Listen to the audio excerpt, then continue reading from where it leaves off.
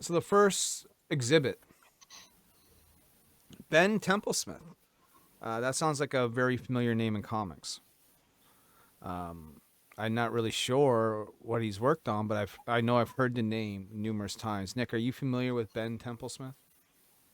No, the only IDW editor I know of like that I've met was Heather Antos, but I'm not familiar with a lot of IDW people outside of that. Okay. Well, he says here, last night I found out an IDW executive since was let go was using actual company funds to pay the rents and more of at least two quote unquote sugar babies.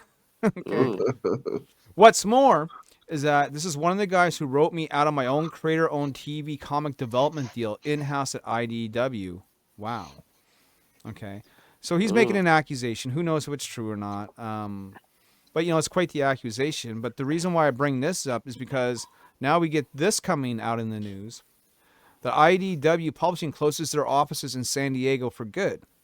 Mm. So it looks like some downsizing for sure is happening. We got an executive who was let go, and we got some downsizing happening. Okay. So Bleeding Cool by Rich Johnson, who calls Niobe Niobu, gets the word that IDW Entertainment and Publishing shut their San Diego offices last week, and it came as quite a surprise. So our article summary is IDW Entertainment has permanently closed San Diego. The closure is attributed to multiple factors, including cost cutting and a shift towards remote working. The San Diego office has historical ties to local comic book industry and hosts San Diego Comic Con. And IDW originally was a San Diego based publisher, is now exclusively in Sherman Oaks, Los Angeles. Okay, so there's some background, right? It came as quite a surprise to both staffers and executives, Bleeding Cool reports.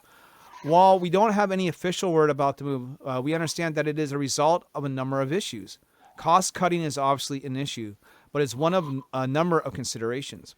In its flavor of IDW's existing Sherman Oaks, Los Angeles offices, it's recognized that many of the San Diego staffers are working from home now, post pandemic, often leaving the office empty. The new IDW hires after the redundancies earlier in the year are more likely to have been Los Angeles based and San Diego based, but what you have been is no additional redundancies as a result of this closure. However, it's a big psychological change. IDW was formed by Wildstorm ex staffers who worked in Wildstorm's La Jolla offices 20 minutes away by car. It was a local comic book publisher to San Diego Comic Con, which led to much of the socialization and around the convention and IDW for the entire comic book industry, which was excellent for schmoozing, because we know that's how you get ahead in comics is schmoozing, right? It was also home to one of the San Diego Art Gallery, part of the IDW offices, which may have been superseded by the San Diego Comic Con Museum. They say, I took a tour of the IDW San Diego offices with former Bleeding Cool editor-in-chief Hannah Shannon back in 2017, which included the gallery, which was exhibiting the work of Kevin Eastman at the time, including recreating his work environment, which seemed fitting considering it was attached to an actual working environment. Take a look at what once was, and yes, I would love to know where all the stuff ended up. So we're going to have a look at what the IDW offices looked like a few years back here. So there it is, the actual building. We can sort of go inside. We have some Kevin Eastman stuff set up for, because like I said, he was on display. Look at this like early Turtle stuff, right? Mm-hmm. I You like imagine, turtles. right? If you owned like something like say, you met Kevin Eastman back in the day, before they were famous, and he drew you a turtle on a sheet of fucking loose leaf. You know what I mean? Yeah. That's why I keep all my bad Niobe drawings, because maybe one day I can make myself rich. Then we got some classic fucking turtles right here. I think that might be Casey Jones there. Yep. Look at this office right here. Imagine being surrounded by that much junk. I mean, I almost feel like I'm that now. You know what I mean? Like, ugh. Books, toys, turtle power. It's everywhere, man. I mean, there's the man right there.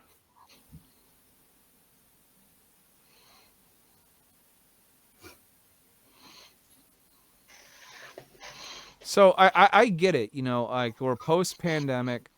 We've really gotten used to sort of like working from home. In fact, I'm actually searching for a work at home part-time job maybe I can do here, while I still do my comics. So I get it, but I think, we're also seeing a trend where a lot of companies are coming back to office, calling people back in as opposed to working from home. You know what I mean? Yep. I don't necessarily think that you need to be in an office to do comics. I mean, fuck, I make comic books and I'm not in an office with anyone. You know what I mean? So I know it can be done, but it still is a sign, I would say, especially when it comes to cost-cutting measures, to shut down an entire office, especially one that seemed to be as prominent as the one in San Diego. So does this actually spell trouble? Is this like a warning sign for IDW, or am I making making too much out of this? What do you think, Max? I know Nick Mm, was ready to go. God. um, it's not a good thing. It's not a good sign when they close down one of their main offices. But I mean, it is a cost-cutting measure, and I'm sure they've got to cut lots of costs at IDW right now because they're hemorrhaging money. Yeah. Aren't we all like in that cost cutting measure right now? Yeah, Yeah. all of us are. Nick, But I mean, IDW is hemorrhaging money.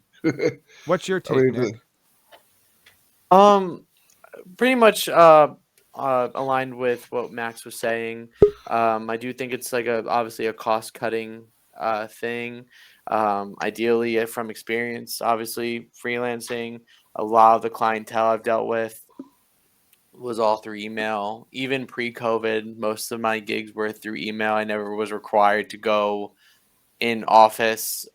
Even with Dynamite, and then over the years, I've heard a few people like I know like Archie's office is downsized a few years back, and it was like I knew a few Archie artists, and they were all saying like the office was like massive at one point. Now it's like not even a fraction of that. So it really, I think part of it obviously just comes down to the way technology is Yeah. evolving, and you realize that you could do all of this remotely, and do we need this extra space?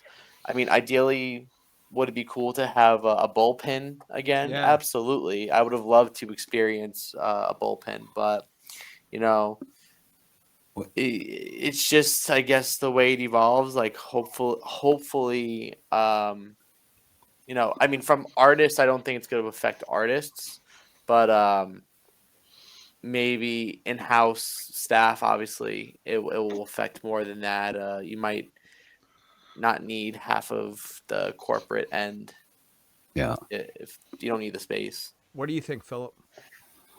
What I think it's like, yeah, if you have no reason to spend the ungodly amount you do for office space when you don't really need it, like you're saying today with technology the way it is, yeah, it'd be cool if you're all in the same place. But look how you can still have the bullpen. We found the virtual bullpen ourselves, right? So Sure you enough. still have that. So why are you going to spend all that on office space when it's not needed and you're still able to get the same things done especially with the way everything's connected through technology now?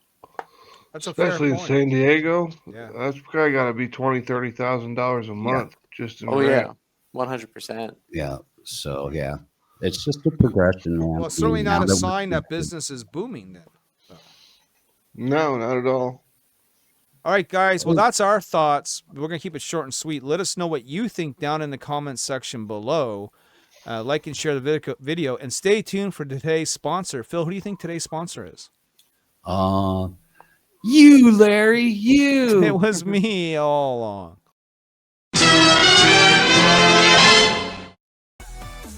If you guessed it and you said, I bet you any money LP is the sponsor of his own video, you would be 100% correct. I am.